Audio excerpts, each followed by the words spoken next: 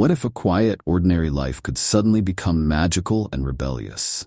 Meet Sylvia Townsend Warner, a forgotten writer whose book, Lolly Willowes, dared to challenge society's expectations for women long before it was popular to do so. But why has her work been left in the shadows?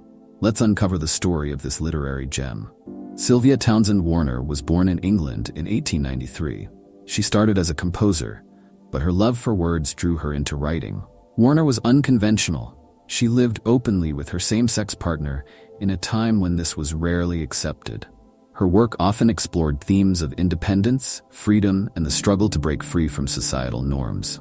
In 1926, she published her first novel, Lolly Willowes. It was praised for its humor and bold ideas, but over time, Warner's name faded from popular literature. Today, she's remembered by a small, dedicated audience, but I think she deserves much more. Lolly Willowes tells the story of Laura Willowes, a woman living in England during the early 20th century. Laura spends most of her life quietly fulfilling society's expectations. After her father dies, she moves in with her brother's family and becomes an invisible spinster aunt. But one day, Laura decides she's had enough. She leaves her family and moves to a small village.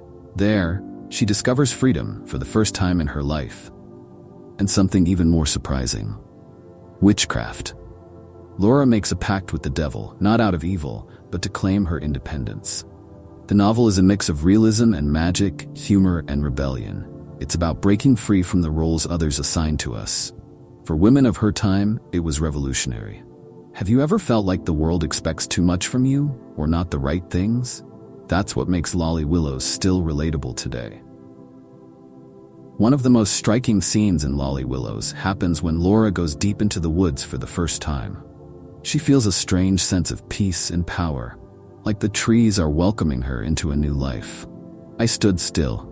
The air was soft and faintly warm. The leaves fell softly as though they were waiting for me, eager to wrap me in their cover. I was no longer a woman lost in the forest. I belonged here as much as the trees and the earth beneath them. This moment symbolizes Laura's transformation. She's stepping into a world where she can finally be herself, free, powerful, and at peace. Lolly Willowes is more than a story about witches. It's about independence. In a time when women were often expected to marry or remain in their family's shadow, Laura's decision to leave everything behind was radical. Warner also uses humor to challenge stereotypes. For example, the devil isn't evil in this story. He's more like a helpful ally who gives Laura the freedom she's been craving. And that's what makes Lolly Willowes special. It's not just about rebellion. It's about finding peace in a world that doesn't understand you. It's a story that reminds us we don't have to live by others' rules. As Warner wrote, one doesn't become a witch to run around being harmful, or to run around being helpful either. It's to escape all that. So, what do you think? Could you imagine making a life-changing decision like Laura did? Or do you think you'd stay in the safety of what's familiar? If you've read Lolly Willowes or another book that inspired you to think differently about life, let me know in the comments. And if you haven't read it yet, I highly recommend checking it out. You might just find a new favorite. Don't forget to subscribe for more hidden gems like this.